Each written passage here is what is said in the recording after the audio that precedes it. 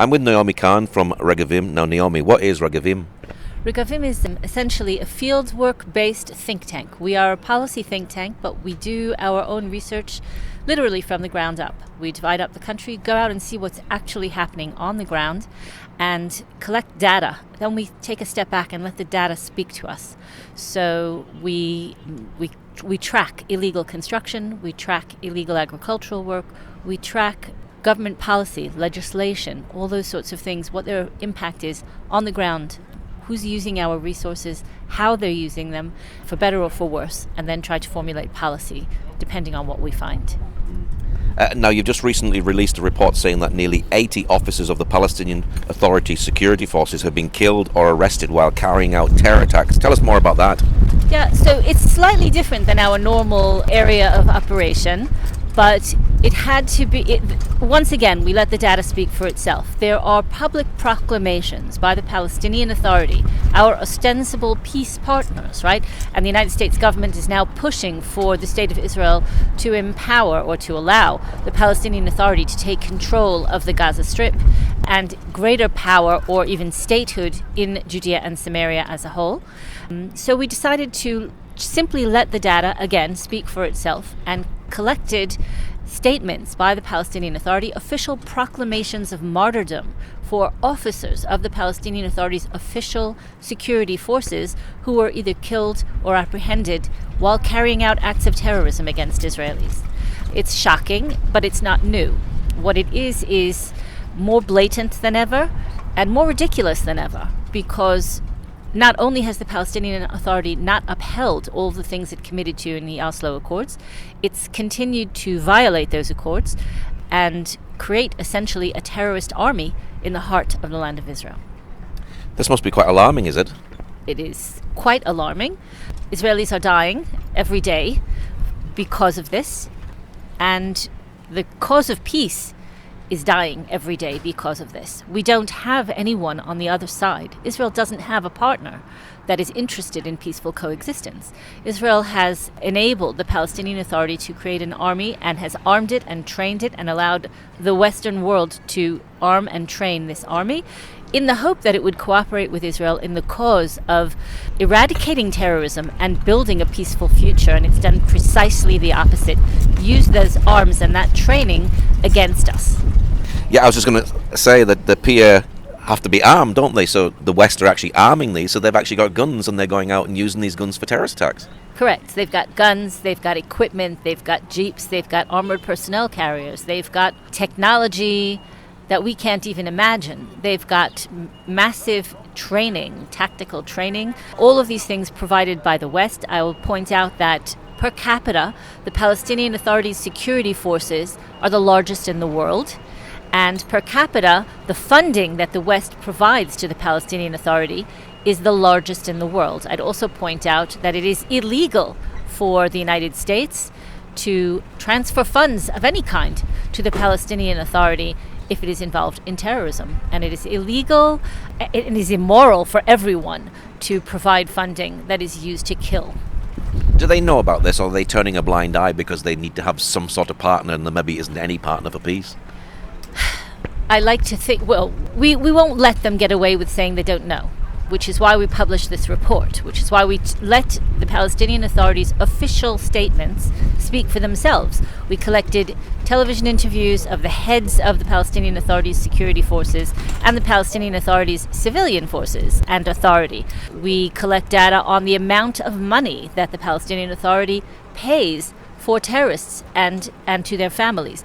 All of this support for terrorism is public. We collect it. We don't have any secret sources. So we collect it and we try to force the powers that be, both in Israel and abroad, to face the facts. So they can't really claim that they don't know. If we can find out, they can certainly find out if they want to. And if they don't want to, we try to force them to face those facts. I think we're way past that at this point. They can't really claim that they don't know. Will you be releasing this report to the Western authorities, and do you think they'll actually do anything about it? Well, we certainly hope they will. That's why we spend so much time and effort creating this report. We've brought it to the first of all, to the attention of the Israeli government. We forced the Israeli government to look at this and to speak clearly about their quote-unquote partner. Israel continues this security coordination with the Palestinian Authority security forces. Our Minister of Defense continues to claim that they are a mediating force and a moderating force and a force against terrorism. This is patently false. So we need, first of all, to change minds within the Israeli government, change policy of the Israeli government, and then encourage the Israeli government to speak clearly to its Western allies about this problem. We will also try to force the Israeli government to take action from the outside, meaning we intend to bring it to Western governments, to the United States, to the UK, to the European Union, and to get as many people who are willing to open their eyes and consider the facts and let the facts speak as possible to consider this and try to change policy before anyone else dies. Is the PAA fighting any terror at all, and are they just a hindrance to peace? I would say the answer would probably be, if you asked our Minister of Defense, they would say, yes, there's so much going on that the public doesn't know. We don't publicize our coordination. Very convenient. We don't know of any actual activity on the Palestinian Authority's side that is fighting terrorism. What happens often is internal struggles for power in Judea and Samaria between the Palestinian Authority, the Hamas, and the Palestinian Islamic Jihad are often fought using Western-provided arms and ammunition. Is that fighting terrorism? No, it's fighting among terrorists. There's a big difference. Just because they're killing one another doesn't necessarily mean it's a good thing for us. They're fighting for control. Either way, they're not fighting on our behalf, and they're certainly not fighting in our interest. Who trains the security forces? The United States government, mostly. When these Palestinian Authority security forces were created, the United States government sent a brigadier general over, and they created training grounds both in Jericho and in abroad, in which all of their commandos and police are trained, but they're trained by a combination of American, Canadian, and other Western forces, experts in military and commando training. So can we lay the blame on countries like Europe and America for actually allowing this to happen? Absolutely. Not only allowing it to happen, but in a lot of ways encouraging it to happen, because it's clear where the money is going. It's clear what the arms are being used for, and they continue to pour money in and to pay lip service to this peaceful resolution and this cooperation and even to demand of Israel to recognize the Palestinian Authority, which is essentially a terrorist entity, massively funded, to give them recognition as a state in the heartland of Israel. And that's suicide for Israel. It is. It's suicidal. And they're demanding that we commit suicide. We don't agree.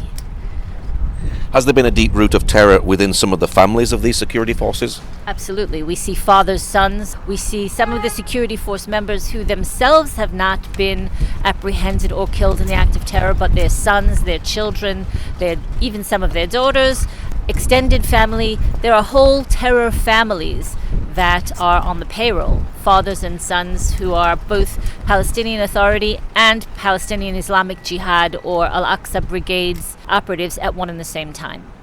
And of course, if they get arrested or if they get killed, their family will actually get paid as well, won't they? Correct. They get very, very handsome stipends, higher than the average Palestinian's salary. This is certainly an incentive, and it's all Western money that is incentivizing these people to pick up arms and use them against Israel. This must be very worrying in the light of the October the 7th terror attack.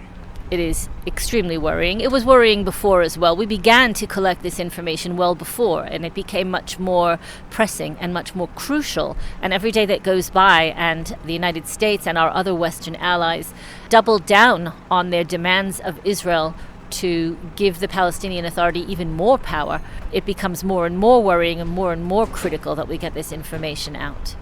Has your report been presented to the Israeli government, and have they responded to it? Yes, there was actually a Foreign Affairs and Defense Committee hearing on this report this past week. It was of great concern. Unfortunately, literally the day after that hearing, another terrorist attack was carried out by a member of Mahmoud Abbas's personal guard. He killed Israelis, and then the Israeli forces spent over 5 hours on a manhunt till they finally eliminated him. But yeah, Israelis lose their lives every day, and the Israeli government has to take this into account and has to do something about it immediately. So yes, there was a discussion in the government, and we're hoping that we can press ahead. The members of the Foreign Affairs and Defense Committee have taken it upon themselves to press ahead and actually change policy. So should people around the world be contacting their own governments, asking them why they are funding terrorism within the Palestinian Authority? Absolutely. I think first and foremost, foreign taxpayers all around the world should be asking their own governments why their tax money is going to fund terrorism, why their tax money is going to fund an organization that has failed to live up to its most basic foundational objectives and declares over and over again that it has no intention to do so. And still, they keep throwing good money after bad. European and American tax money is creating this situation and is actually discouraging a peaceful resolution and is costing Israeli lives every day. Now, the UK has actually declared Hamas as a terrorist organisation, so if I was to give money to Hamas, I would be arrested. So the same thing should be happening, really, as far as the PA is concerned. So should they be actually declaring the PA as a terrorist organisation? Absolutely. Well, the Palestinian Authority has, since October 7th, clearly, loudly, repeatedly, and emphatically declared that the PA and Hamas are one and the same, that the Hamas is an integral part of the Palestinian Authority's political structure and will continue to be so at every point in the future. There is no difference. They have expressed support not only for Hamas's goals, but also for their tactics and for the massacre that they carried out on October the 7th, and for their declaration that they will continue to carry out similar massacres at every opportunity. So the Palestinian Authority not only encourages terrorism locally, but also has declared clearly that it and Hamas are one and the same, and funding one is funding the other. We believe that the Palestinian Authority must be defunded immediately. How did you get to hear about the terrorist attack on the 7th of October? My children are all reservists in the IDF. They've all served. And that morning, we were celebrating a holiday. But my son-in-law's commanding officer, by 6:30 in the morning, was sending him messages. He, by 7:30 in the morning, had his boots on. And by 10:30 in the morning, he was off, went straight into Gaza, and was there for 4.5 months. My oldest son went in the next morning. We heard there were also sirens. Our own community was under bombardment, even though I live only 5 kilometers away from Jerusalem and 5 kilometers away from Ramallah. But still, there were sirens, there were air raid sirens, and we spent most of the holiday in bomb shelters. So it's a very small country, a very threatened country. We have multiple fronts all at the same time, but we're all personally involved. I have 4 sons and 1 son-in-law. They all serve, and we all do. It's a question of survival. Going into Gaza, it's dangerous. So how do you cope as a mother knowing that your sons are going into Gaza? We do our best. Unfortunately, we have no choice. So we carry on. I don't want to sound too British, but the stiff upper lip thing. It's not easy. It's not easy at all. It's faith. It's a lot of prayer. It's a lot of doing what we can for one another to help support one another. My eldest son has 3 children. He was 4.5 months in Gaza. His wife held down a full-time job, 3 children, and the stress of having a husband inside Gaza. All of us, we're all in the same boat, so I kind of juggle between being a mother and a grandmother and a Zionist and an activist, but a person of faith, I think. It's what we do. We believe that eventually truth will prevail and justice will prevail, and this is our home and we have to protect it. The prices are tremendously high. 1 minute life is really good, the next minute you're thrown into a war. It must be very difficult, and you must be very proud of your sons as well. I'm proud of my sons. I'm proud of our entire extended family. My mother and father-in-law, for example, at any given point since October the 7th have had over 20 of their offspring on active duty, either in Gaza or on the Lebanese border or in Judea and Samaria. 20 to 25 active soldiers in the family. It's a lot to cope with. We try to help one another. There's no mistaking it. We're in a war. It's a war for survival. Most people, I would say in the United States and younger people in Europe, have no ability to fathom what a war on their home territory really looks like. It's extremely, extremely challenging. But we are a people of faith, and we are a nation state, which means that we have shared values to a great extent, and we try to support one another, and we try not to lose focus on what it is that we're fighting for.